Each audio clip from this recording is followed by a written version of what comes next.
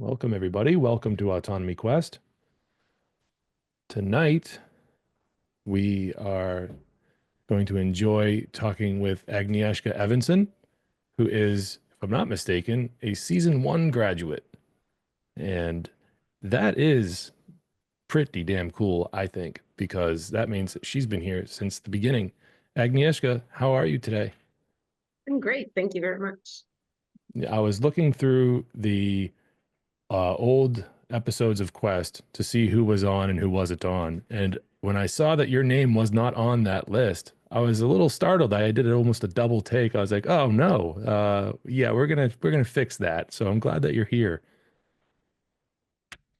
Um, let's talk about the early days of autonomy because, like I said, you've been around since the beginning. It was legendary. It was like a giant 24/7 conversation about everything that was never ending in Discord. It was interesting times. Interesting times. How did you first hear about autonomy? Well, my ex actually bought Autonomy in the pre-sale. He was a long-time follower of Richard, and he played it in the living room, and I overheard it from a different room. That's how I first heard about Autonomy. And I joined after, like in week 3, I think, but I heard the first 2 weeks anyway. So yeah, That's awesome. it's a lot of fun. That's Like awesome. coming up with all the different clubs and all the different ways we can improve ourselves, you know what I mean? And just thinking, okay, this is autonomy teaches this, but we can also, practice this skill here or this skill there. And we created all of the, copywriting clinic, the Toastmasters, the Tono Toasters, and all of those things. That was all thought up in season 1.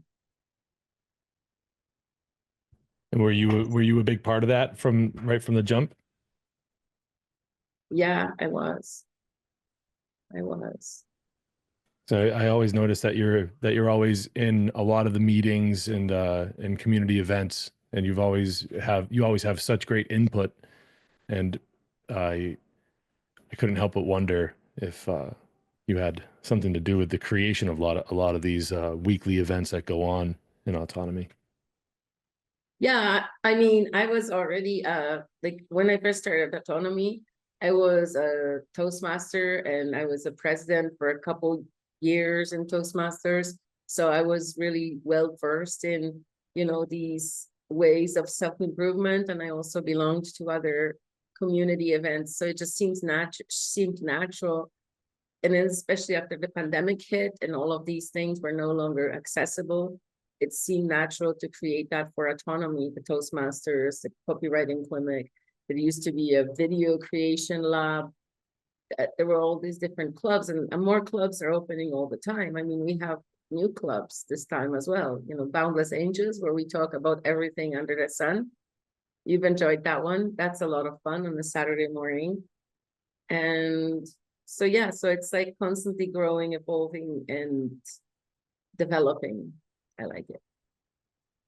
Yeah, the Boundless Angels meeting is definitely it's a highlight of the week for me. It's just such a good conversation. So um, now, having been, of course, I've already mentioned this, but having been around for so long, I just wanted to know, like, what was going on before autonomy when you heard those first two lectures. What was going on in your life that made you want to join autonomy? So I was self-employed and I was already traveling at the time when I met Autonomy, when I first started Autonomy. I was already a freelancer and I had been for a number of years. But the projects that I was involved in were just like whoever hired me, like I was like, oh, I got a job. Oh God, thank you. Sir, what more can I do for you, sir? And my whole attitude was that of an employee. So even though I was technically self-employed, I was really an employee to all of these business owners who were um, creating all the opportunities and thinking everything up. And I was just like following their plan. And after I took autonomy a couple times, I started becoming much more active. Like I was proactive, even I would reach out to a client that I knew, and I'd be like, oh, I checked your last 6 months and I see these issues with your business. How can we fix it? I'm here to help you. What do you need? And that attitude got me a lot of more interesting jobs, and jobs that were more like what I wanted to do, what I really enjoyed. So Did it build I've up your always, confidence? well, yeah, I've always had a rule that I had to, every job that I did had to be for betterment of humanity. So like, no matter what I did. But then a lot of the stuff that I was doing before autonomy was like writing emails for software companies to buy their software. Helpful, but very limited helpfulness. Whereas now I'm creating projects that are much more broader reach and much more interesting for me and much more satisfactory. So I've changed a lot what I was offering to the marketplace and all these different things that I've tried in the last 5 years that, well, I've been in autonomy for, I think, 6 years now, right? 2019. Yeah. So I've developed, every single time I go back and I re-listen to the lectures, I kind of reimagine, and then the next employment or project conversation goes a little bit better and a little bit stronger. Does that make sense? Yeah, absolutely. Development of skill over time.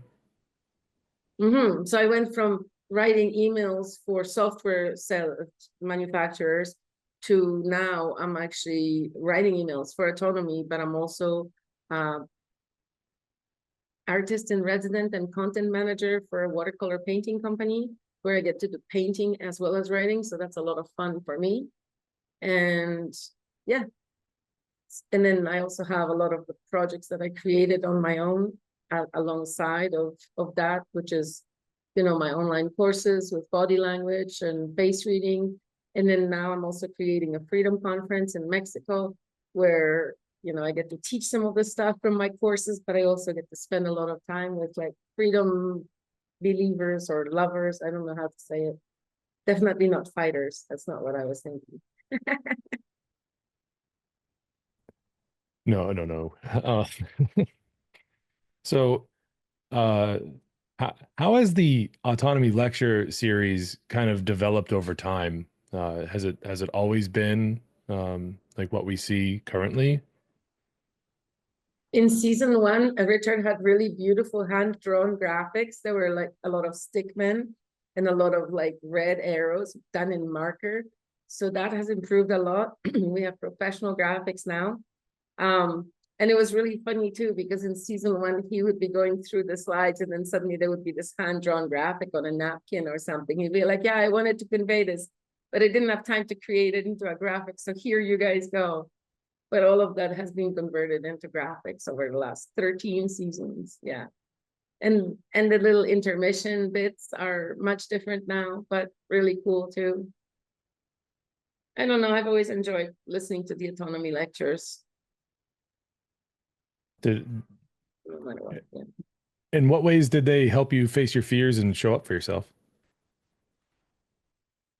It's like, when you say face your fears, it sounds really trite because everybody uses that sentence. But if you're like thinking about cutting out the bullshit, like I was feeding myself a lot of excuses and a lot of bullshit things. Okay, maybe I should rephrase it better. In the past, I was giving myself excuses to do mediocre jobs for mediocre reasons. And I thought that as long as I pull through and do my minimum, I should be fine. But when I started really caring about people and really going out of my way to create a better opportunity for my clients started recognizing that and looking up to me as opposed to looking down to me. And then that created a whole different relationship with my client. And that was a lot of practice. That was years of practice. Every single project or job or employment, well, not employment, because I don't really do that, but like money opportunity conversation was much stronger. Every time I listened to Richard and he was like, you know, show up on time and do this and show them that you know what you're doing and do your research and step ahead of time and make sure you know, the whole idea that I went to a client who had kind of a dormant website for 6 months, but I was interested in working. This is the watercolor guy. I was interested in working with him because I enjoy watercolors. My grandfather was a painter. I like painting, so that's really very much along the lines of what I like to do. And I just said, look, for 6 months, whoever's managing your content is not doing a good job. I'm ready to step in. What do you want me to do? And then because of Richard, of how he talks to us, tells us to do these conversations, when the guy asked me for, oh, maybe give me like 3 articles. And I said, look, I could give you 3 articles today. That's no problem. But what if I give you 10 articles? Like, think about this, because right now we're in October, and 10 articles will bring you from October till the end of the year. I'll give you enough content to really engage those social SEO, like the search engine optimization engines. So you don't want 3 articles because it's not going to get you anywhere. 1 article a month is not going to get you anywhere. And he did buy 10 articles that day and paid me the money that day for the 10 articles. But like before that, I would never be able to think of that kind of conversation. Like I'd be like, yes, sir, thank you, sir. And that would be it, you know? It got you thinking outside the box and kind of come I around wouldn't to a different way of approaching the matter, huh? I would have thought it would have been arrogant to point out a hole in his business. But because I'd worked with him for years, I knew him really well. So it's like, look, you know what? The new guy you hired doesn't seem to be working because 6 months there hasn't been any activity on your blog and your YouTube is dormant and all that. And so it was true. And I was reaching out because I cared about him. And so I benefited from it. But what we learn in autonomy is to notice how, you could be of value to maybe somebody else's business or even of your own business, blind spots that either you have or somebody else has, and how to fill in those gaps and to be of service. Yeah, it's a really tricky thing because on one hand, as an employee, you can go, look, they're making a mistake in their business. I'm not going to tell them anything. If you have that kind of an attitude, I'm just going to do my job and I'm going to stick to what they asked me to do. And I'm not going to stick my head out. And then the other extreme of that is being arrogant, saying, oh, your business is whatever shit, or your business is not working. But there's like a middle ground that you can find. And if you really practice those skills, you can really understand why or how you can approach that conversation with respect and love and care without arrogance, and really have everybody succeed in the conversation. And that's what I learned from autonomy. You've mentioned the word care. That seems to be a big missing ingredient to a lot of things these days, huh? Well, if I didn't have care and I approached that guy with a comment that he hadn't had any activity in his business for 6 months because his marketing manager is not doing a very good job, that could have come up really rude and I wouldn't have gotten any money. Not that it is about money, but that just proves that I was successful at the conversation. Yeah, that's another thing that in autonomy that I had to learn too, about the whole money thing and how it's like not all about money, but yeah, we still need that stuff to survive. Was that a huge hurdle for you as well? I was very much anti-money before autonomy. I got over it enough to have a comfortably freelance job so I could travel and do whatever I wanted, but I was still very uncomfortable charging people, and I was often working for free and doing things that took more time just because I was afraid to ask. I didn't know how to talk about money back then. Yeah, it's something that I even still today struggle with, but I don't know if you relate with that or related with that. It's like a muscle, right? So you have this tendency, and I have that tendency as well, to maybe be afraid to talk about money or presume that somebody doesn't have the money. Oh no, he's just as broke as I am. But in reality, that's not really true. And to just, understand that you are going to have these thoughts and then proceed anyway in a way that you were trained. That's the benefit of listening to the autonomy lectures 13 times, because Oh yeah, for I sure. still have that kind of a feeling, but I don't act that way anymore. The amount of change that one can have in their mindset through the course is incredible. Would you mind speaking of that a little bit in your own experience? It was just so, before, when I was working for corporate, I spent a few years in corporate, world, you know, drinking lattes in the morning with my friends and going to work in a cubicle for many hours and commuting in a train. And even back then, and that was, you know, in my 30s. So it wasn't like I wasn't super young, but I still didn't understand how to have a normal business conversation, how to keep my own energy within my own body, and the other person can have their energy in their body and not feel like, oh my God, what if they're gonna not like me, or what if they don't have the money, and what if da da da da da. There's all these things because we're essentially in school, in the school system, we're trained to be subservient. We're trained to be, what more can I do for you? And thank you very much for your, you know, for the whatever you give me, that's good. Thank you very much, you know. But that's not how the business world works. And that business education is really not present in any schools. So I was able to be confident within myself when I speak about money, essentially. Yeah, the self-confidence is definitely something they keep away from people. Provisional self-esteem, these horrible things that are inculcated into young people's minds. Um, was that something that, well, while you were growing up, did you experience a lot of that? Just like there are 9 different intelligence levels or intelligences, you know, you can have a spatial intelligence or intelligence in nature or intelligence with numbers or intelligence with logic or with writing and words. You know, there are 9 different types of intelligences. I think there's many different types of confidences because I could might be self-confident when I'm meeting a new guy and be very suave and easygoing. But and I always was, even when I was a child, I was very easygoing in these interpersonal casual conversations. But when it had to do with money or work, I always had this feeling that I was an imposter, that I was trying to become somebody I'm not, that I was pretending that if they really knew who I was, they would totally fire me on the spot.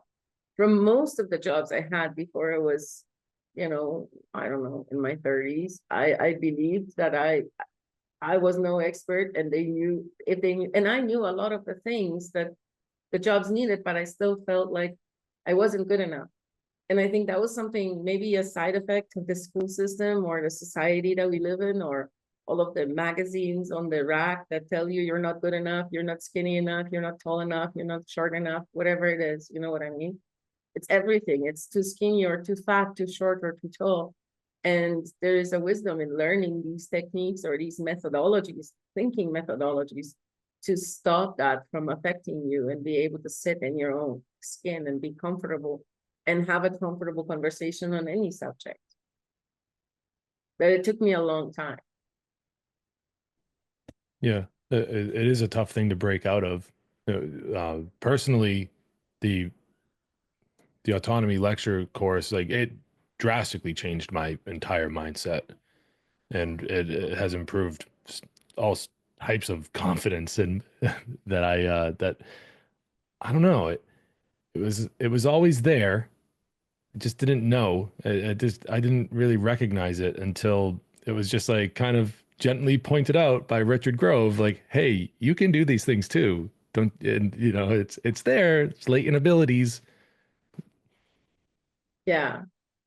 Yeah, because a lot of the time when we stop ourselves from doing something, it's not because of our inabilities, it's because of lack of confidence. Because any job, even the job you don't know at all, you can still learn on the job or project or whatever, fishing, I don't know, you can figure it out. 20 hours, you put 20 hours into it, you're an expert, not an expert, but you can do it effectively, right? So just having the belief in yourself that you can do it, you can do whatever you want, and nothing can stop you. And ever since I've taken autonomy, I've been able to monetize so many different things and so easily. Even though I did dabble in that a little bit before, but not so much. What's it like what's it been like, sorry, over the years seeing like working with Richard? Like what have you noticed about his ability to kind of, I guess, like juggle so many things at once? He's brilliant. And I'm really glad to learn from him because he's one of those people who sees the world at a very balanced, in a very balanced way. And he can interpret the situations and I don't know. Yeah, people's situations. He can interpret them in a very clear way, especially when it comes to business. And then he can cut through like, oh, what are you making an excuse? What is it? Oh, okay, yeah. No, you're good enough. You know what I mean? There's this understanding that he can give you by when you're explaining your challenges or your issues in whatever venture you're experiencing at the moment. He can cut through the garbage and see clearly through it and see clearly through why you're holding yourself back and go, oh, maybe it's about this. Maybe this is the obstacle. And I just really like that. It's like, it's almost, sorry, Richard, but it's almost like a father figure.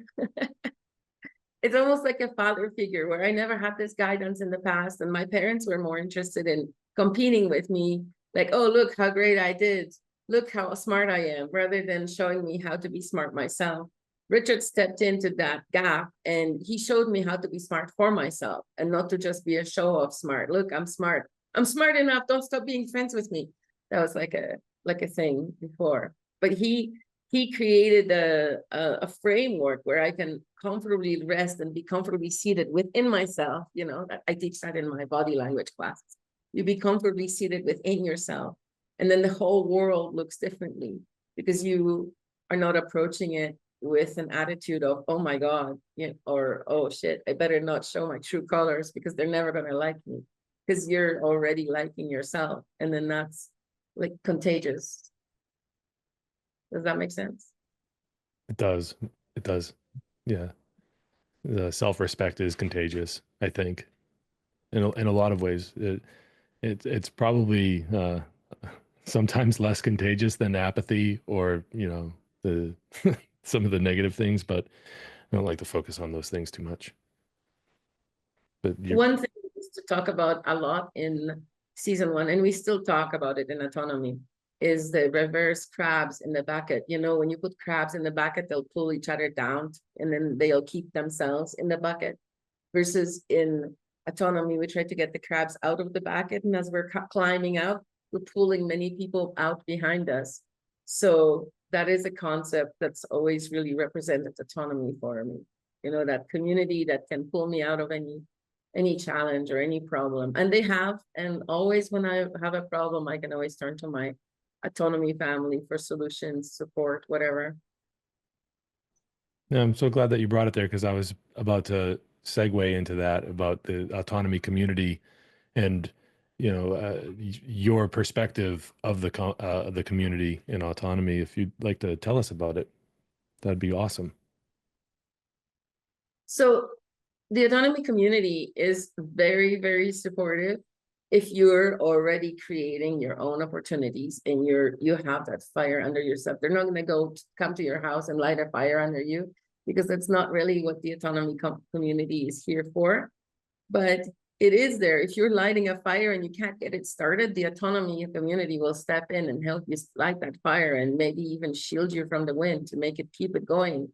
And as long as you're doing something useful for society and for, you know, for betterment of everybody will stand beside you and help you. And I think it's amazing. And even anyway, like physically help you because you need some copy written or some graphics done or something like that, or emotionally or mentally support you and tell you you're good enough, you're okay, keep going, you know, things like that. If you could tell the people out there your favorite thing about autonomy, first of all, is it even possible for you? And if it is, what is it?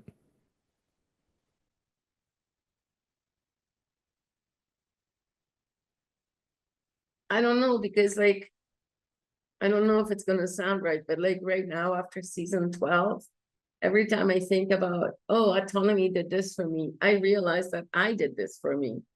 Because not everybody who comes to autonomy is doing everything for themselves. Some people are like, oh, maybe the autonomy community will just give me clients or will just provide everything for my business. Like they will be my clients or things like that. But you still need to put yourself out in the world and show that you're doing the thing that you're doing.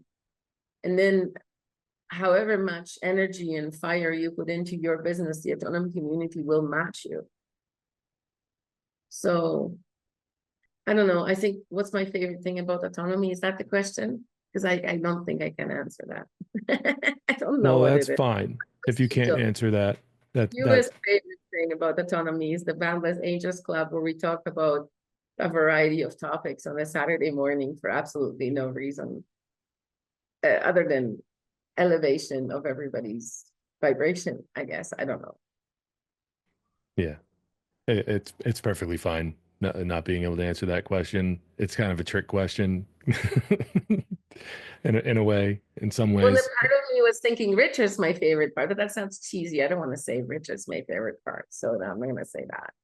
And, you know, the lectures, I really like the lectures. I've always wanted to be at a university that never ended, and I could continually, you know, sharpen my edge against the other students. And autonomy does that easily. No matter what I do, no matter what I'm interested in, there's somebody who's already studying it and already sharpening themselves. Well, what a beautiful answer to a seemingly unanswerable question. If in a similar vein, if you could talk to the people out there, and maybe somebody's still at this point unsure, and they just don't know if it's right for them, and what would you say to a person in those shoes? I've taken a lot of courses and a lot of different trainings in my life. Even when I was in corporate America, I made sure I took a couple trainings every year because on a variety of topics, but um, just to make sure I continue to expand my brain and to stay sharp and things like that. But autonomy is the single most important training that I've ever taken. One, because it's a lifetime training, so it never ends. You never have that feeling like, oh my God, now what do? I got all this knowledge, but I don't know how to put it in practice. But there's a continuity of support throughout. And it's just the thing that's most useful in my entire life. The things that I learned in autonomy, I never buy, and it's paid for itself 100 times. Just in the way I was able to renegotiate the wages, in the way I was able to have more adventures and figure out how to not pay for those adventures too. That's another thing, you know. I figured out how to involve myself with the conference and not have to pay for, because I'm involved, I'm working for the conference, so then they pay for my trip there, my trip back.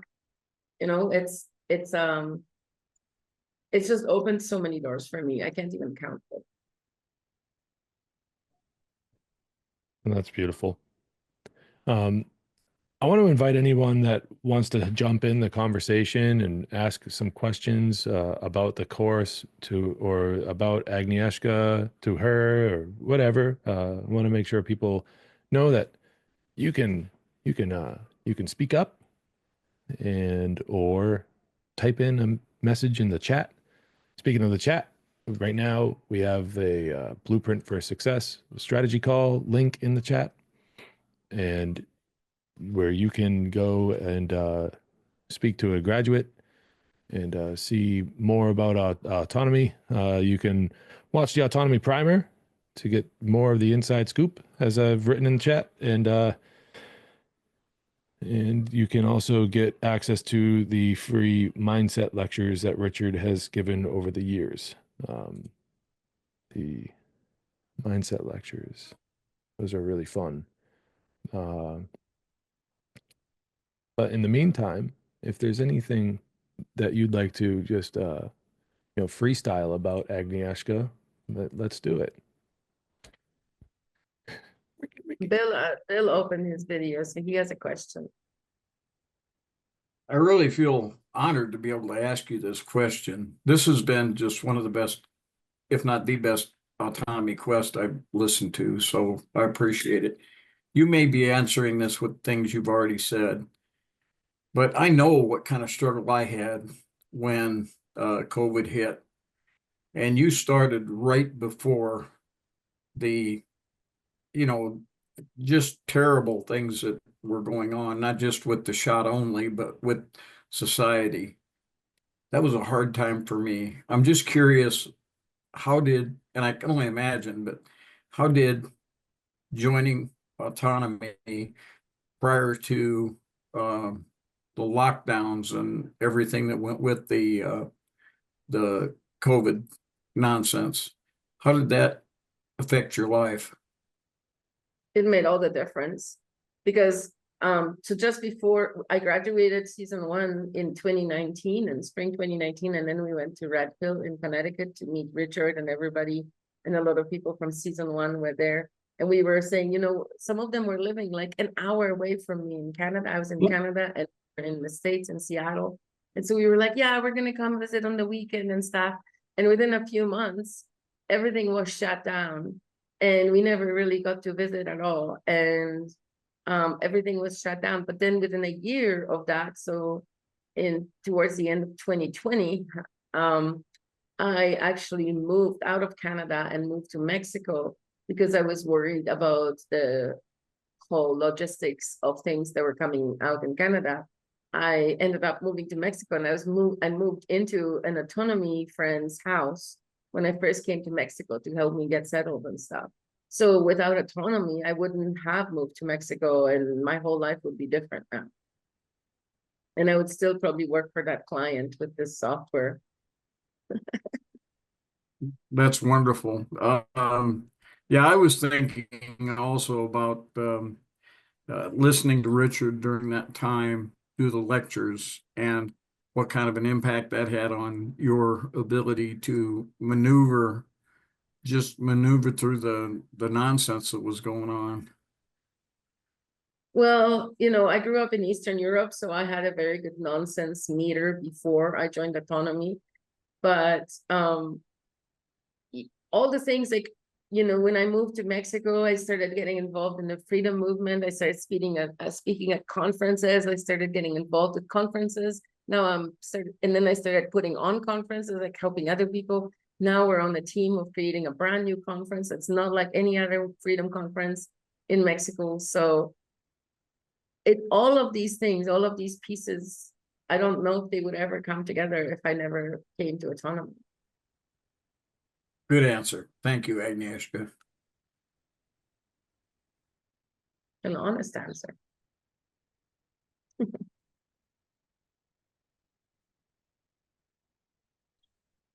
And Michael just joined as a guest, and that's the person I moved in with when I first came to Mexico in 2020.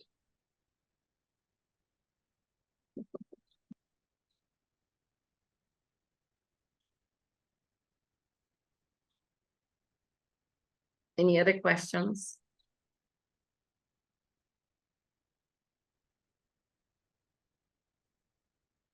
Yeah, I don't know. It was very interesting because even though I was, you know, I was a listener of Mark Passio and so natural law and all that stuff, I wasn't really into the freedom movement full force before I came to autonomy, and I was exposed to a lot of interesting material and interesting content with my autonomy community and autonomy family. So it was quite a bit of growth on my end, on my part.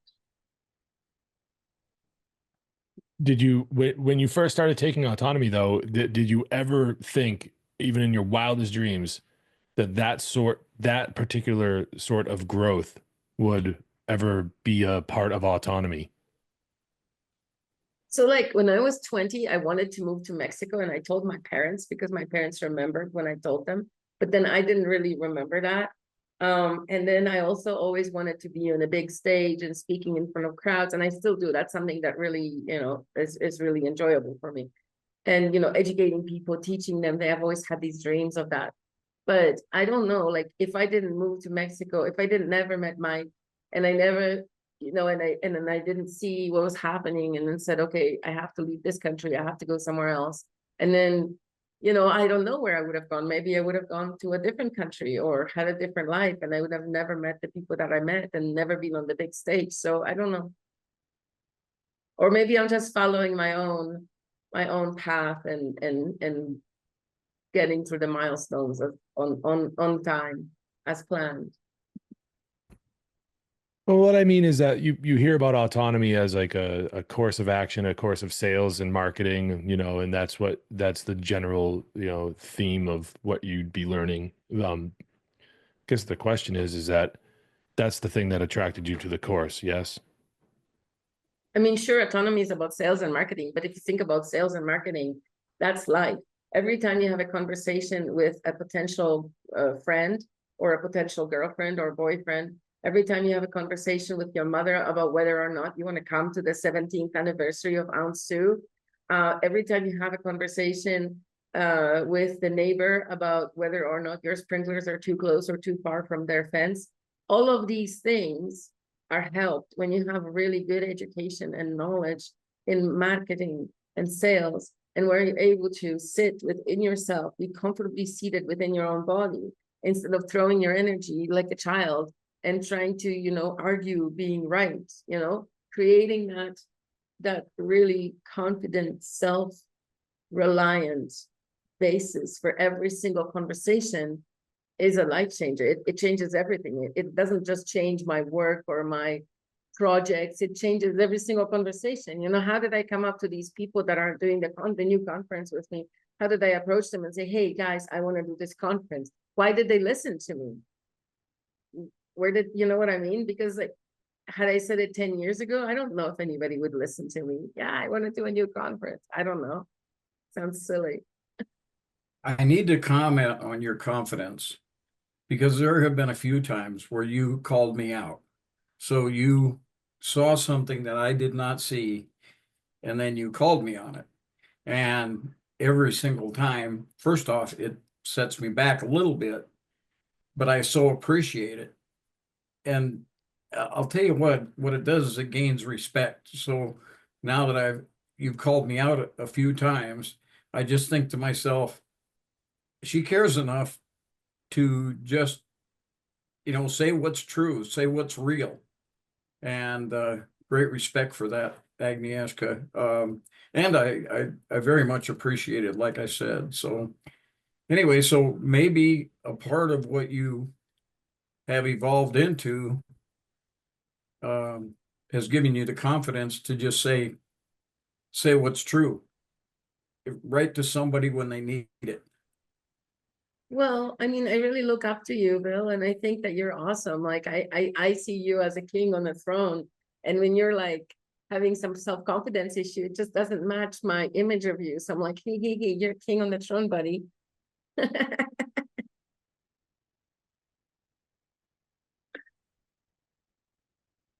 It's this type of uplifting interactions that I witness in the autonomy community that really just warms my heart. And so thank you guys. Thank you. You're an awesome part of Autonomy, James. I really appreciate having you around. I think you're amazing. And every meeting that you are in, you make it better. Well, thank you. I appreciate that. And I wouldn't say that if I didn't think it. Well, I think yeah, I know that.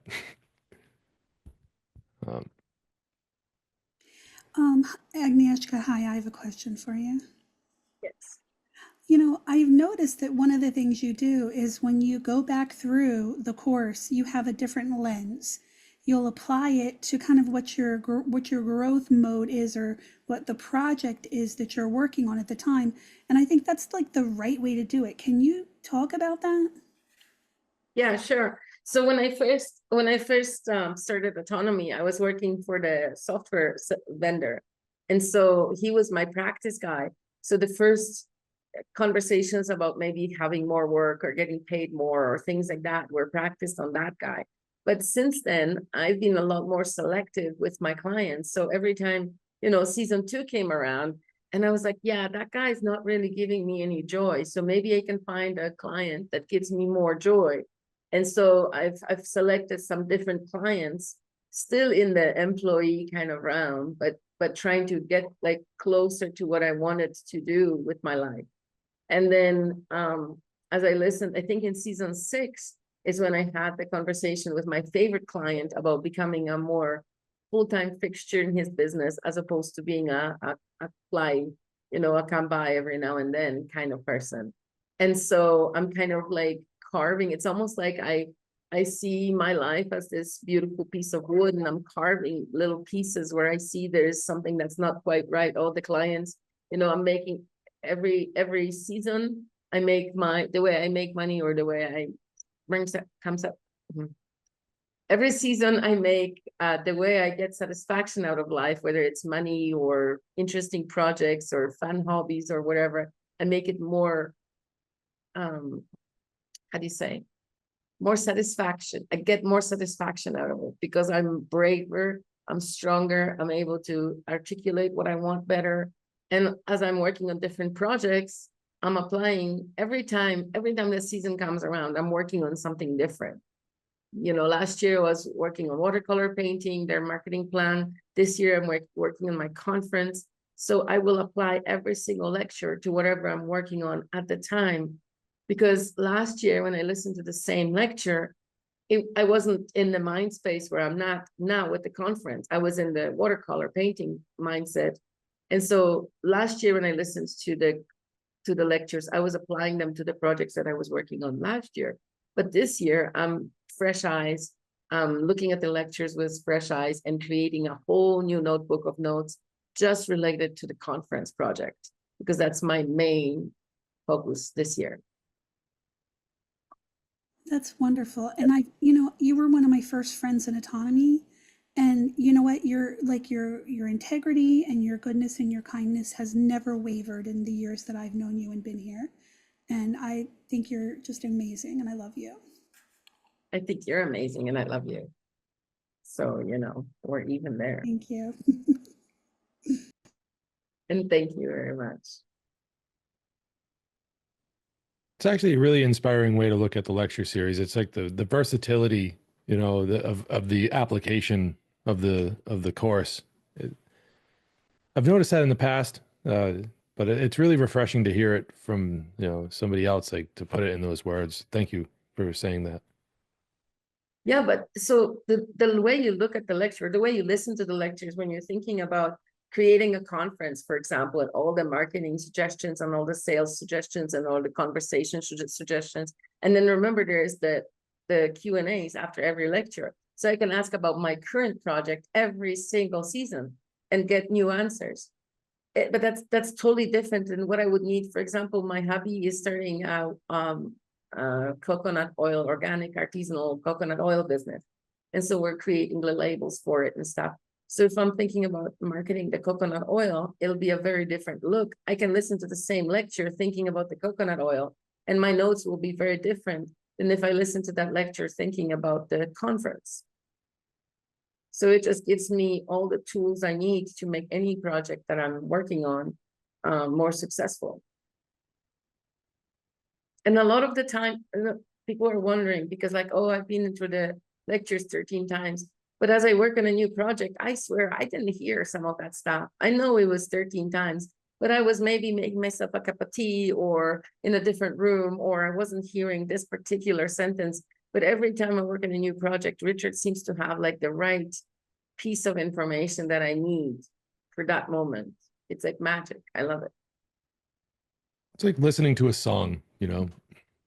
It's not like as subjective of a, you know, you can't just have your own like subjective definition of what Richard's teaching, but given a shift in your mindset, you know, or a shift in your intention, the lectures could mean something completely different the second, third, fourth time around. Yeah, and also your guilt. What? So sometimes if I was late, I used to be, I wouldn't, like, I would be late with a project or something like that, or I would have so many clients that I wouldn't get back to them right away. And then I would listen to the lecture, and Richard would be like, your integrity is your bond. And I'd be like, oh. And the next day I would have to call the client that I was avoiding for whatever reason, or maybe even cut the relationship with them, because if they were not bringing me joy, then why am I working for them if I'm avoiding? But I had to face that. And the lecture brought it to my mind, and then I knew what I had to do, but I didn't know what I had to do before the lecture. I was just sort of avoiding something that was unpleasant. Yeah.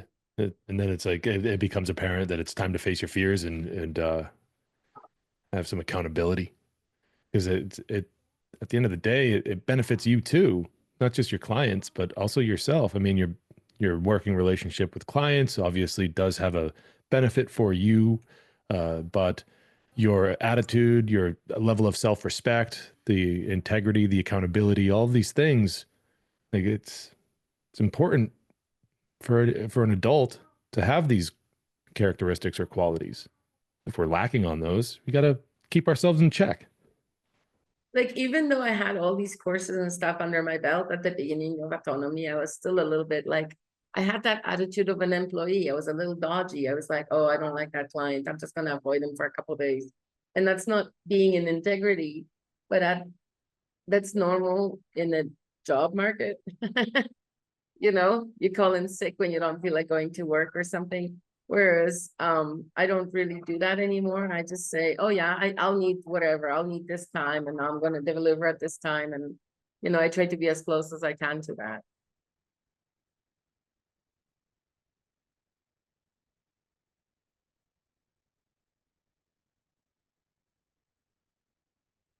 Any other questions? Yeah, if anyone has any other questions for Agnieszka or about the course, feel free to unmute and ask away. You don't need to come on camera if you're not feeling that comfortable, but and hell, you could even just drop it in the chat.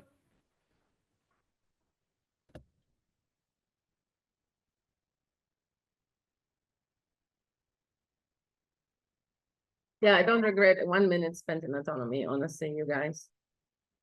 It's been a lot of fun, and it's been very growth promoting. You know, Agnieszka, you run classes on a regular basis. Yes. You like guide a lot of people through journeys, and you give them skills when they come to autonomy. And I think that's kind of brilliant as well, because those are massive skills that can help people with everything else they're learning. It's part of what is being taught in autonomy, and you are able to now teach other people how to do those things. My goal is to make the life better for humanity. So improve the life of every human that I come across. And so teaching copywriting at autonomy, or doing my own classes, body reading and face reading, or helping Bill sit up more comfortably inside his own body, you know, all of these things are part of making the world a better place for humanity. Support that mission. Subscribe.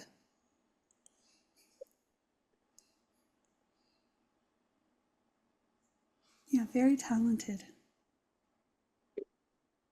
You know, it's funny, when I graduated high school, I thought I was the least talented person in the world. And I remember at the end of elementary school, I drew this drawing, and I asked my best friend if she thought I could go to art school. And she was like, come on, you're not an artist. What the hell? You drew one drawing and you're going to go to art school? And I was like, yeah, you're right. I could never. And just like to come out of that. And now, you know, I'm 53 and this year. And then you're like, you're so talented. It just seems it's still a little bit surprising. Like, I understand that I am, but it's a little surprising, because for so many years I believe I wasn't. I think that's part of the provisional self-esteem that keeps us from being able to shine our light. And that seems to be something that doesn't happen in autonomy. When you do start to shine your light, other people don't try to extinguish it.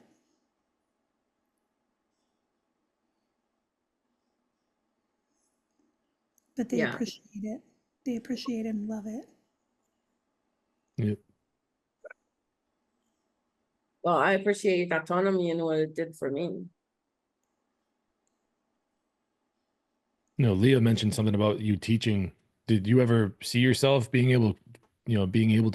capable of teaching before taking autonomy? Yeah, I did teach quite a bit. I worked with my body reading and face reading mentor, and I worked in her, like I was a teacher's assistant for her. Teaching is easy, but asking for money for teaching, that's a whole different thing. That was really hard for me. You know, just like painting is easy, but creating a situation where that painting is creating an income, that's difficult. You know what I mean? So even if you have the best painting in the world, it's usually traditionally, it's pretty hard to monetize that. So, and it was just an accident, but a happy accident. Yeah, and I've created my own psychosomatic therapy courses that I teach. I'm teaching again in October, face reading and body reading and body language. So that way you can interpret body language, look at a politician and see what he's saying when he's not saying it, you know.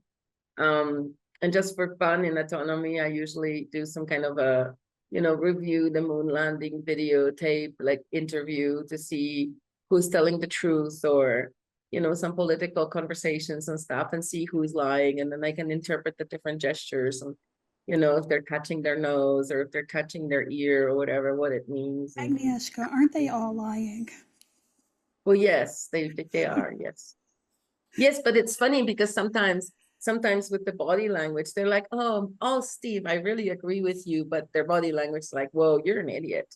You know, and you can see this double take playing out. It's a lot of fun. Right on.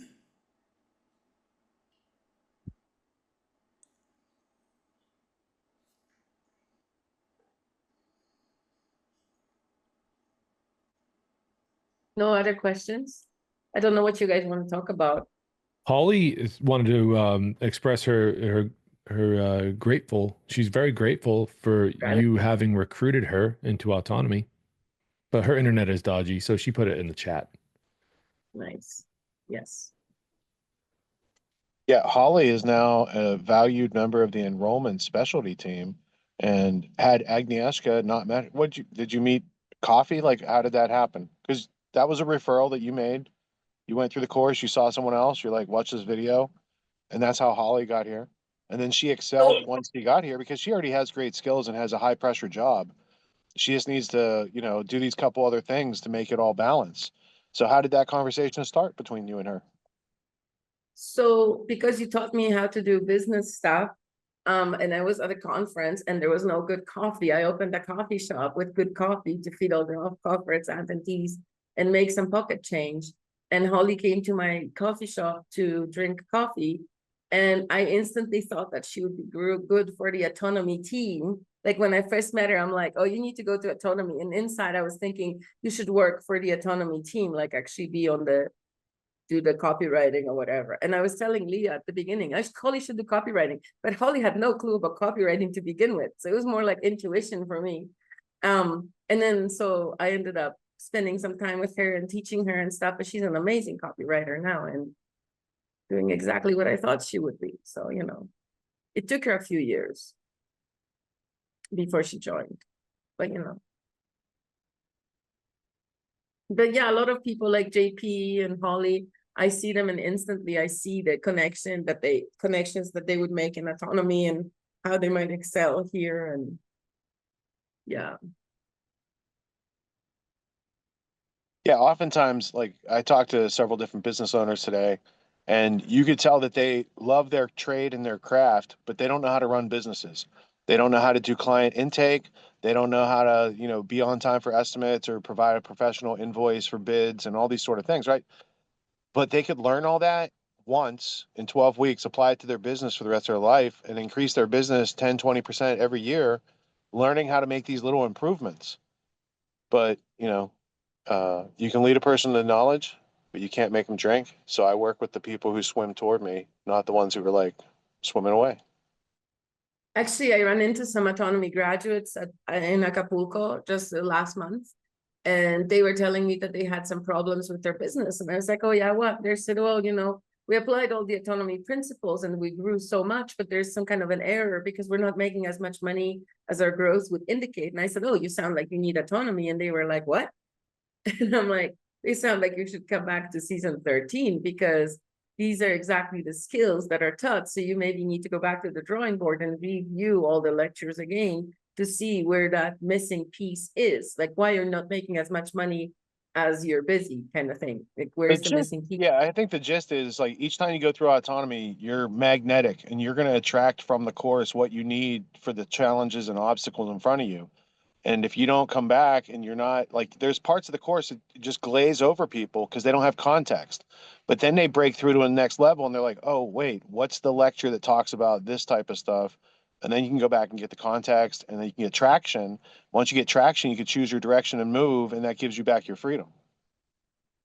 I remember in like season 7, there was a particularly poignant video that you shared during one of the lecture intermissions. And I texted you and I said, did you have that lecture there before? Because I'd never seen it before. And so it just seems to be this magical thing that every single time during that particular video, I stepped out of the room for 7 seasons. So I didn't see, or for 6 seasons. So I didn't see it till season 7. And then it like changed my life and changed my perspective on whatever I was doing that day. But I remember having this shock, like, when did you put this in the lecture? Oh yeah, season 1. That's been there the whole time. I had a similar circumstance like that when I was a kid.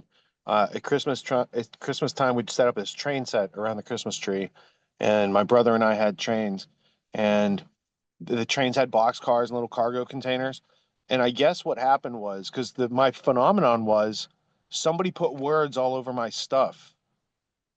These words weren't here before. But what happened was I had learned to read.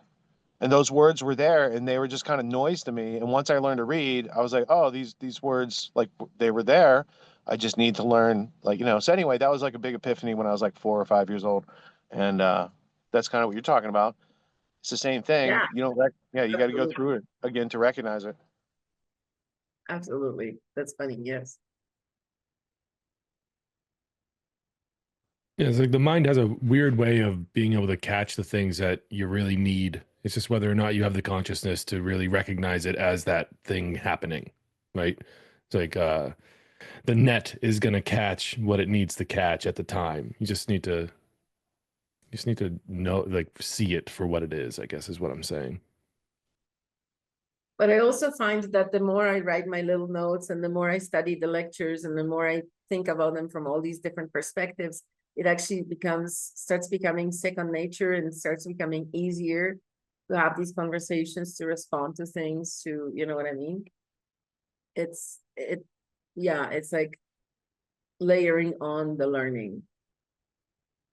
And think about this, if we were in a normal society and the schooling system wasn't there to weaken us and keep us back and stop us from self-actualizing, but was actually there to self-actualize, we would learn what Richard teaches in elementary school. He's just lucky that he grew up in a family and went to his first job that taught him these specific skills, and he was able to internalize and teach us them. I mean, I guess I'm lucky that he got these specific skills, because nobody taught me until I met Richard how to carry myself and hold myself in a business conversation in such a profound way that affects the way I even wake up in the morning,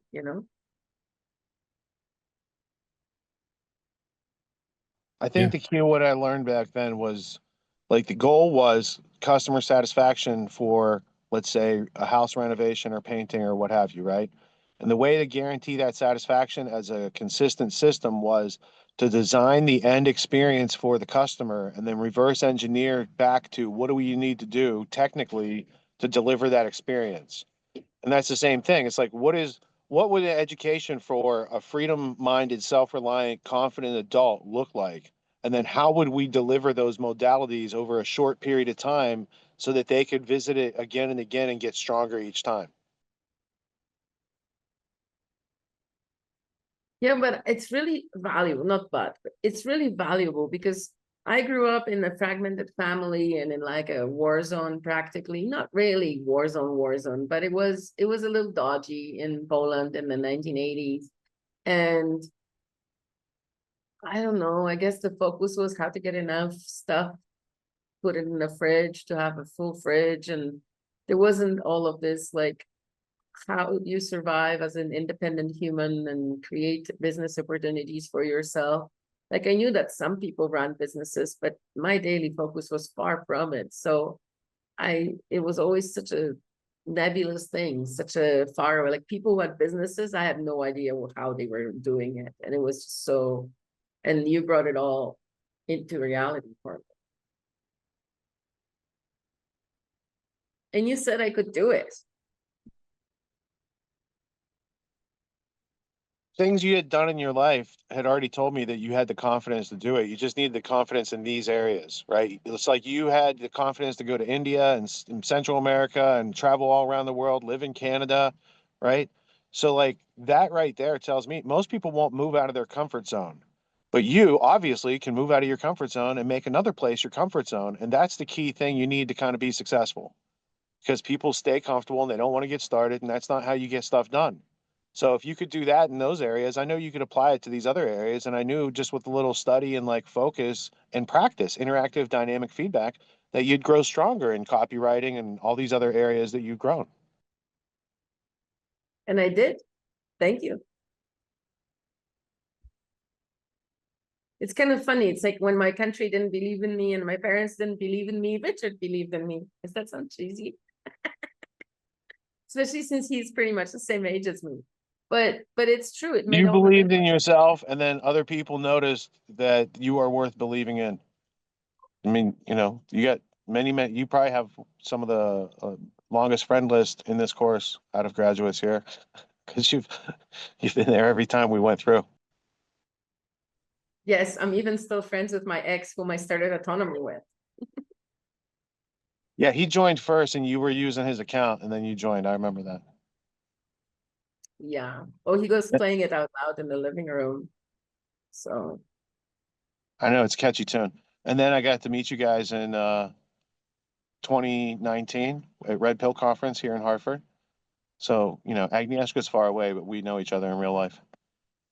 We yeah. have met.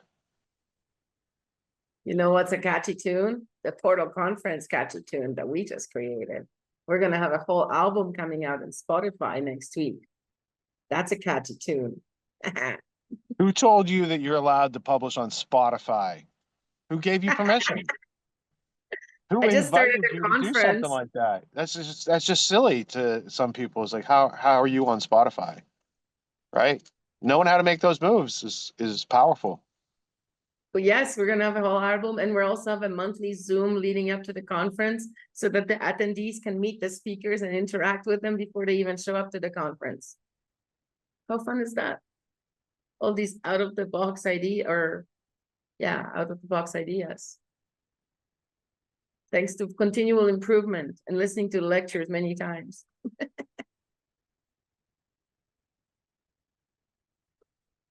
Yes, but have you guys ever heard of a conference that's published an album of songs before they even have the conference?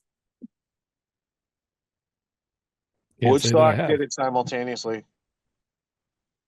Who? Woodstock. Do you ever hear of Woodstock? Oh, Woodstock, yes. Yes, Not from Woodstock. Snoopy. Talking about the musical concert. Yes, I'm talking about freedom conferences, those things. Not a music conference. Or not a music conference, it's a freedom conference. The music is just like 30%.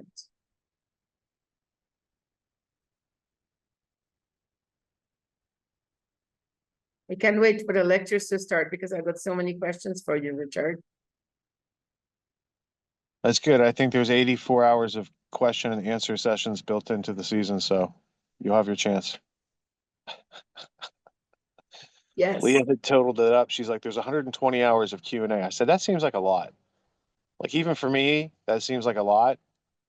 Recount that. So we got an accurate count. There were more hours of Q&A in season 1, I tend to serve the needs when the needs are there. So if the questions are there, they usually, tend to be longer. And if everyone's tired out and wants to go to bed early, I also take that, say, all right, we'll talk Sunday instead of staying up late Saturday night. But I think season 1, the latest Q&A went like 4 a.m. Saturday morning from a Friday night lecture. Yeah, they used I to go think super long like that, and that's why I calculated it, because I remember they were going for hours and hours. They would go till like 5 o'clock or till like 3 in the morning. But sometimes they were off topic because people like to ask me about history and stuff too. And then we started saying, okay, autonomy Q&As are mostly for autonomy questions. And if you have other questions, I have other sessions during the week where we address those things. there was one Q&A, it was on a Sunday, and it started at like 11 a.m. And I listened to it for about 4 or 5 hours, and then we had to go to the store. And just before we went to the store, they were just saying something about World War II and the mechanism behind it and all of the things that like led to it and all of that. And then we went to the store, we came back from the store and dinner. We went out for dinner and the store, and we came back and the Q&A was still going on, and that one went till 7 p.m. Richard. But you were talking about all sorts of wars and different historical things, and for hours. It was amazing. I liked it. I did not have any issues with that. The first season also took, I think, 17 weeks. So now we trimmed it down to 15 weeks, 3 of which are bonus weeks. So then it doesn't seem so overwhelming. And I never found it overwhelming. I really enjoyed all the lectures. And it's cool because you can, do housework and all sorts of stuff and listen to the lecture in the background or the Q&A and still grow inside your own brain. I think the difference is your perspective is you are focusing on what stays in the cup. And if the cup overflows, that doesn't matter to you. Other people are like, look at how much I can't absorb. Look at how much I'm missing that's flowing out of the cup that I can't retain in my first time through this. And that's not the point. The point is like fill your cup each season. There's overwhelming application to this. And so because you're not scarcity minded, you're abundance focused, you're focusing on the filling of the cup instead of being scarcity minded and look at all that's spilling out that's not being retained, So it's also mindset training. Imagine if someone felt that way toward a river, like a thirsty person comes up with a cup to a river and going, oh my God, there's so much water, I can never drink it. Like, That's good. You made Lisa laugh on that one. She thought that was funny. You just drink it today, and the next time you're thirsty, you drink it again, and the next time you're thirsty, you drink it again, and the river doesn't go away. And that's a great metaphor. Go away. I always make Lisa laugh.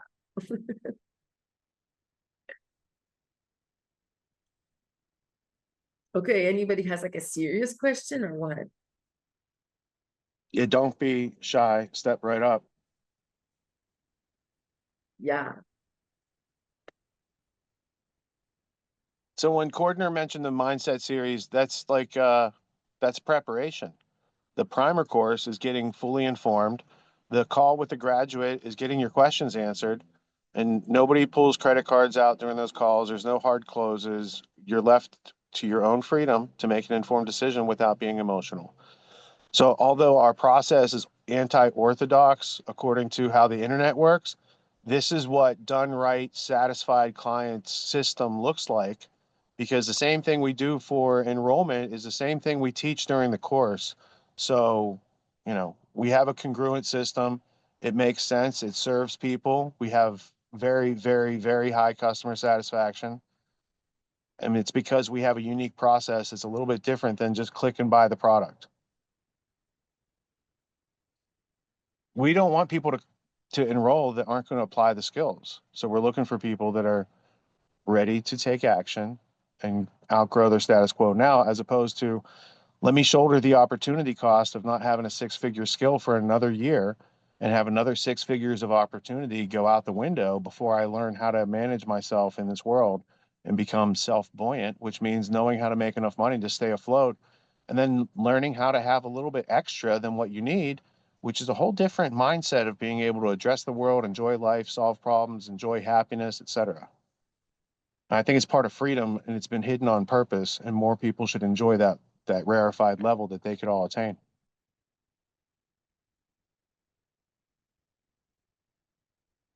I met a lady in January who said, who was jealous of my 4-bedroom house, and she said that it's pointless to have a 4-bedroom house. And I'm like, why don't you join Autonomy? And then you can figure out why I live in a 4-bedroom house, because like I have guests and people come and stuff. And she got mad and said it was too expensive. But Generally, know. the first objection to being successful that the person brings you is their major problem blocking them.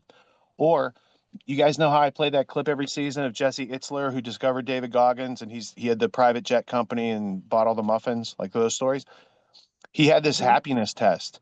He said, on a scale of 1 to 10, how happy are you? And then it's like, you know, he said it's a perfect test for everyone because it's non-invasive. You can do it anytime. It's non-threatening. And everyone starts at a 10, and then you lower yourself down based on, like, if it weren't for this, this, and this, I'd be at a 10. Well, then work on one of those things and learn how to make yourself, you don't have to be a 10 happiness. That's weird. But if you can roll through your days at like a consistent 8 or 9 and know how to manage that process, and then you are vicariously spreading that type of positivity to everyone you come in contact with, and you are a person they want to actually return the phone call or do the deal or whatever with, because everyone else is not taking so much time and care and refining themselves and serving other people with integrity. Yeah, You that's become a actually low pressure point in the marketplace. Everything goes to low pressure. that actually happened to me yesterday. I reached out to somebody, asked them to collaborate with the conference, and the person said, because I said, I'm looking for collaboration. I didn't even say what it was for. And the person said, because it's you asking me, I'm interested, book a meeting. And it was really cute because I guess I have a reputation of somebody who gets things done and stuff. So they recognize that. And yes, it was somebody from Autonomy, but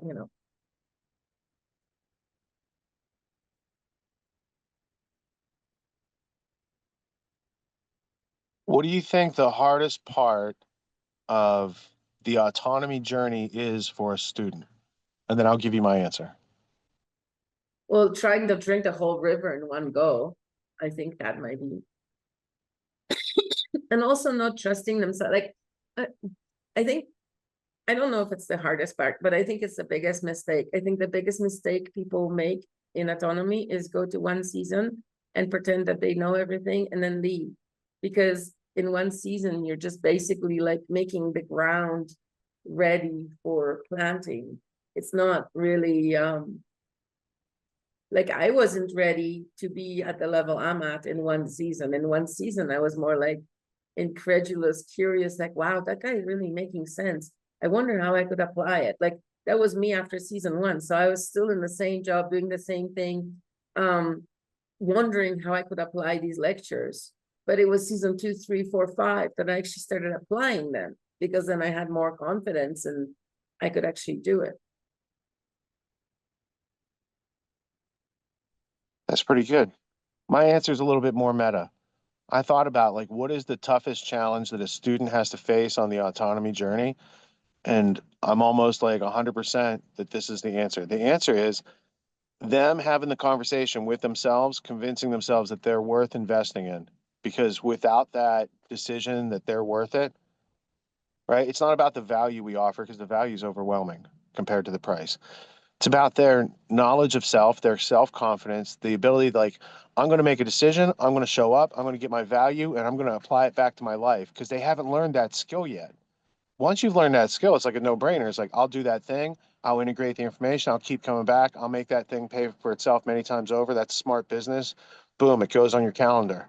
But people who don't know that about themselves and their capacities yet, they'll feed themselves a lot of excuses why, like, now's not the time and I'm too busy and all those other things, when really you need to learn how to make these changes when you're busy and overwhelmed, because that's when you need to make change in life that you haven't planned on, which is when the skills are very valuable. They don't just help you write your script in life, they help you, like, do a re-edit when life starts giving you a bogus script. You reminded me about something, Richard. So when I first joined season 1, all of my in real life friends were like real scaredy cats. And every time I would say, present a new, okay, I'm going to move to Quebec. Okay, I'm going to stop working for a corporation. I'm going to start doing freelancing. Okay, I'm going to do this. Every time I said anything like that, all my in real life friends were like, whoa, whoa, whoa, why would you do that? no, don't do that. That's not right. Why would you go to Quebec? Why would you stop working for a corporation? No, no, no, no, don't do that. And so there was a lot of that. So it was really hard for me. And I was building my first website and they were like, no, no, no, don't do that. Don't do that, you know? And And then to me, having been through a similar experience, that's them reflecting their fear because that's what they would be facing if they were in your shoes. And they talk us out of doing good opportunities sometimes. Like, you know, for me, it was a delay of like, I don't know, a month. My parents talked me out of being an entrepreneur. They're like, take the sure thing, you know, Mr. C pays you down at the taco shack, you know, that's good money. That's $3,000 during the summer. And I was like, I want to run my own business and make 10 grand during the summer. And I want to hire my friends and have a blast that I can't do in a hot kitchen, you know, and getting talked out of that opportunity. And then the guy crash and burn. And then I pick it up and run with it. It just told me like when they show those fears to us, it's more about them than us or our opportunity. And we need to see that as this is a point right now where I can outgrow my status quo. Because that's the boundary. They're like, you can't go past that fence. Agnieszka, don't go past that fence. Right? We've never been past the fence. It's not safe over there. But like once nobody's you ever show them, left the cave. right. Nobody's ever left the cave. Don't do it. But you know, and being surrounded by people like that kind of made me scared. It made me second guess myself. It made me question what I was doing and why I was doing it and all of these things. And so being now surrounded by people from autonomy, both in real life and in virtual, I can actually physically talk to somebody who is super supportive and they might find some holes in my plan, go, oh, have you thought of this or have you thought of that? But they'll never say, oh, don't do that. That's dangerous. And so because I'm surrounded by higher quality people, I've had so much more bravery inside of me to step into my dreams and what I want to achieve than I ever had before autonomy, because before autonomy, everybody was a scaredy cat around me.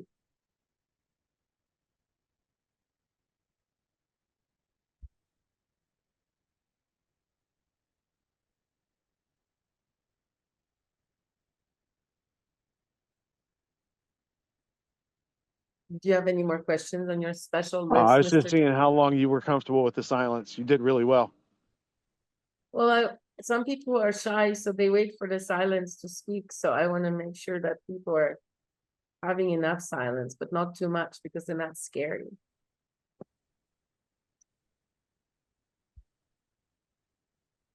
Look, there's a break in the waves. You can jump right in and ask a question. Maybe I'm scary. Some people find me scary.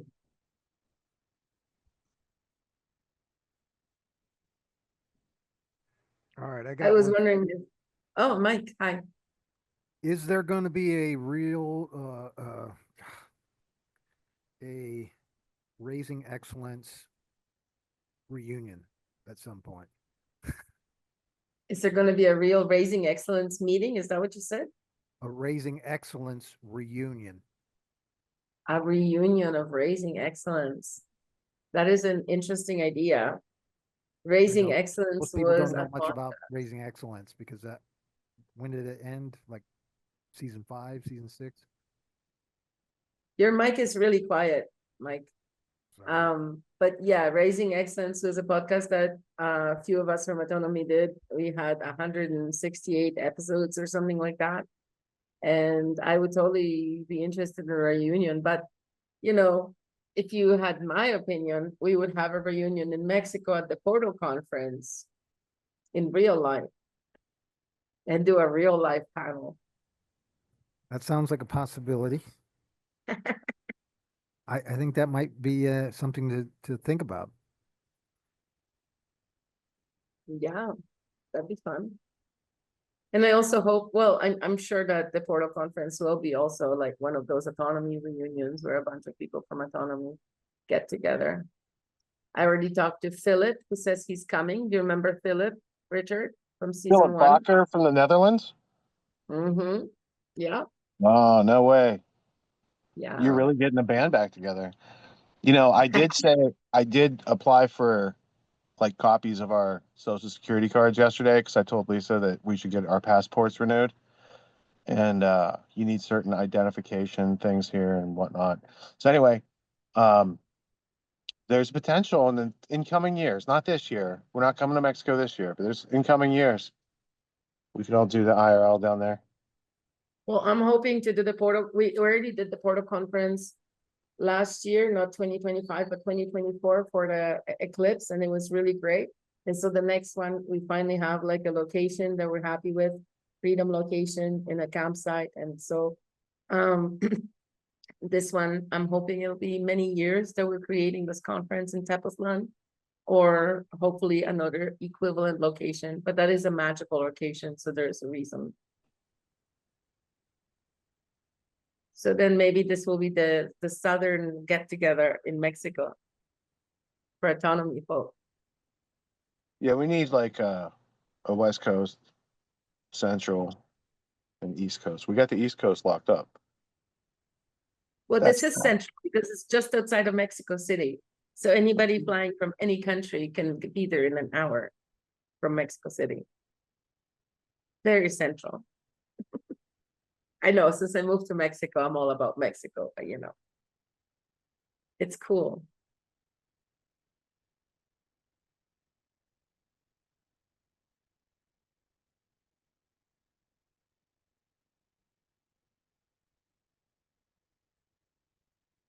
How about fears of new students coming in? What would you have to say to like what you had to go through to get into the course, as opposed to like how they might see it, and how would you help bridge that gap? I think people see it as just a course, and I see it more like an online community that I can interact with every single day, work with, play with, watch movies with. It's more like high school, Richard. I hate to say it, because you know there's movie nights and there's clubs and it's really, but it's really beneficial to me. Every single year I come back, it's very beneficial to me. So it's a lot more than just like a series of lectures, which are excellent, but the actual continuity of it and continual support is what was the secret behind all the success I've achieved in the last 5 years. Okay, I'm gonna work with your high school metaphor, although it's like the guy in Jaws with the nails on the chalkboard for me. All right, so let's work with that. High school. Okay, with college. no, it's University. kind of, yeah, okay, so it's like university without ridicule, without homework, without tests, and with the addition of learning super valuable things that you can apply directly to your life for the rest of your life. So it's like that, but it's not like that. Otherwise, I wouldn't have had to create it in the first place. But It's you like know, that. fortunately for me, you know, these skills that cost me 7 figures to acquire are much more convenient and easily pick upable today than they were for me in my life. But you know, if I had depended on my college education for the rest of my life, that'd have been a tough road to hoe. And thankfully, I discovered skills like some of the skills I teach in autonomy, but it took me 30 years to pick up all these skills. Part of it is learning how to do things right, do them right the first time, and to say, oh, that's too expensive, let's cut corners. No, I have an offer and I know how to go to market. So I don't have to cut corners. I know how to go get more money easier than I know how to cut corners. And that's how you do good work for yourself and for your clients, by not having that scarcity mentality of let's not tell them and let's just bury this behind the thing. That doesn't work. That blows up on you later. That blows up relationships. So it's better to just do the thing right the first time and then build your reputation and your career from there. It seems expensive at first, but really it's the lifeblood of all the other income that you can earn with those skills. So it's like priming the pump. Yeah, I read some comments that people think that it's expensive, but if you think about a lifetime for $5,000 or whatever it is, if you think about a lifetime access for that amount of money, it's not a Well, it's lot. not even that. It's the applicability of the skills. Like you don't need to keep coming back to remember, oh, I need to check the individual parts, how they fit together, remove the contradictions and move on. Right? So it's the Also, you don't lifetime. have to pay it. You don't have to pay it every year. You don't have to pay it every 6 months like you would in university. You know, every semester is 4 months and then you pay it again. Here you Here just the books are free. done, right? No, And the it's just books don't cost $200 per book either. Although some of them do actually. So you want to get really to a higher level. yeah, it's just the notion that people have these ideas like, oh, that's expensive, I can't afford that. And it's like, huh, or that's hard work, right? Like, isn't it pretty hard work being broke? Isn't it pretty worrisome and pressure and anxiety and those things, not knowing how to do these things? Like, where is, like, I don't like, anyway, people have things upside down and we're trying to put them right side up. And we got to work with the ones that have the vision for themselves because we can't do that for them.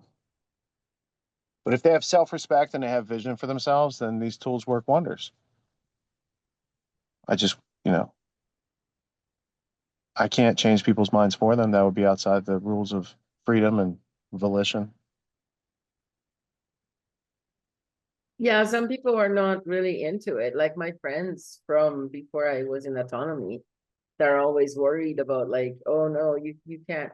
I mean, moving with a van to another province was like at the end of the world for these people. So those are not the kind of people that might succeed in autonomy because we need really adventurous, brave people who are creating the new world, right? No, but if people in that situation wanted to say, you know what, let's write my own script in life. What would I change? How do I get there? What are the things I have to do? And then I'm going to go do those things. Then you can do a lot more than what you've probably even thought of for yourself, because that's a growing capacity that as you gain skills, you could see more things you could do. And then you have to make priorities and choices because now you have more freedom. And to enjoy that freedom, you need to find like, what do I need to focus on next? What's important now? What's important next? Yeah. And if people want to live in the life of quiet desperation and say goodbye to their dreams, that's cool.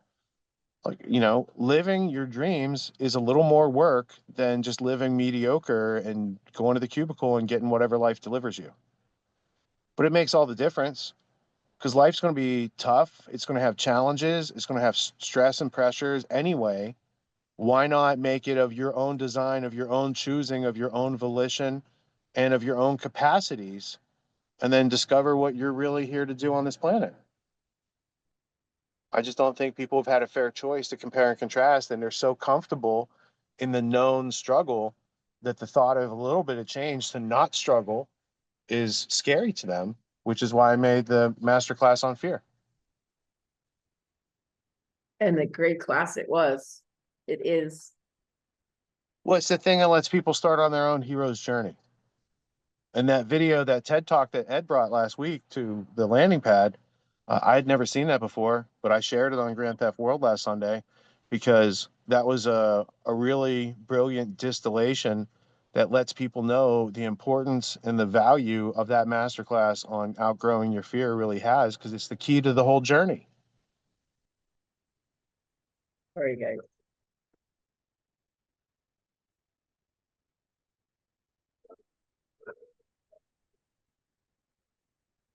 Yes.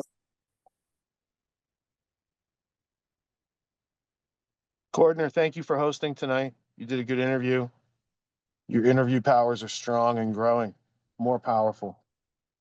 Thank you. Thank you very much, Richard. I really, that means a lot coming from you, man. Thank you. And Agnieszka, for Bill to think that this is one of the best Quest meetings and interviews, that's because Bill can't see through the lens of everyone else who saw his interview. So I'd put you guys like on even par. Both amazing distillations of your experience, your growth, your challenges, your perseverance, your dogged tenacity, all these things that not only helped you grow, but inspired your fellow classmates and graduates and management and staff along the way. Much respect to both of you, and I'm very proud. Thanks, Rachel. All right. Well, that just about does it for this installment of Autonomy Quest. Don't forget to get out there and book your Blueprint for Success strategy call. It's very important that you do that, and check out the Autonomy Primer and check out the Autonomy Mindset lectures, because that's where it all starts, folks. Right in between your ears. That's And, actually, yeah, oddly enough, where it ends. The challenge is it's like a puzzle. So if you try your hardest and don't quit on yourself, there's a likelihood you're going to be in season 13. if you talk yourself into saying, I can't afford this, or this is too expensive, and you don't even try for yourself, then you're probably going to have a large, 5 to 6 figure opportunity cost from that decision. And, I hope that you grow in the right direction someplace else, right? I want you growing. If it's here or someplace else, just, don't give yourself up to the dark side and give up on yourself. That's the gist. And much respect to you all. Much See you respect to tomorrow you. night for the meet and greet. We got a meet and greet tomorrow night. Yeah, I was just about to say the meet and greet, the worldwide meet and greet is tomorrow night, where new enrollees will be able to meet some graduates. Is that right? Is it tomorrow's the graduate one, and then Sunday is the newcomers one, isn't it? I believe so. And tomorrow night's event starts at 7 p.m. Eastern time, which I'm just reminding myself because it's 2 hours earlier than I usually do that sort of thing. So last year I was running a little bit late. Leah had Oh, to yeah. call me. She's like, yeah, you're on stage in 5 minutes. I'm like, I'm 55 minutes from being ready to be on stage. I'm what? Yeah, but it's the only time of the year that it's an earlier event than, usually the lectures are 9 o'clock for the rest of the events. So I just wanted to give that caveat in case anyone need that. And then Well, guess what's excellent. going to happen after the meet and greet? Concert. Yeah, Wait, are you playing? No, we're you guys playing. wish. You don't get that till you graduate. Right. Martin asked me, should we do Richard's karaoke set for the intermission? I said, maybe. You want me to do it live tomorrow night? Well, who do we have? We have Grant, right? We're going to do Grant. It's a pre-record, but it's a custom conference. It's a custom conference. We had to concert. change the schedule at the last minute. It couldn't make his schedule, so he pre-recorded the concert for us, which takes away the technical hiccups that happened last time and in live performance deal. So it's like win-win-win. Yeah. Yeah. Well, I dare you to do a karaoke song afterwards. You gonna upstage Grant Presence? Yeah, you don't need me upstaging the musician that we hire. Come on.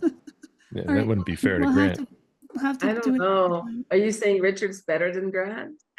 I'm gonna open it up with the Star Spangled Banner. That's what I'm gonna do. Can you sing that Like upside Hendrix down? at Woodstock. See that callback joke right there? Boom. Yeah. Callback references rule. Okay, folks. And When we get to well, talking about Simple Kind of Man, it's time to wrap the show. yeah. Or hey Karaoke's a man, nice different shot. meeting. Oh, we should have karaoke club, bro. I think you're Oh, dude. I would Yeah. totally show up to listen to you guys play. That would be awesome. Well, James helped me start that unintroversion last year. It's almost been a year. almost. Celebrating 1 year of ruining your best songs. I am. Why don't you guys do it like monthly? Then it's not too much pressure. Once a month, karaoke club with Mr. Grove. Let's do it. I'm working on some guitar songs with the guitar that's hanging up right there.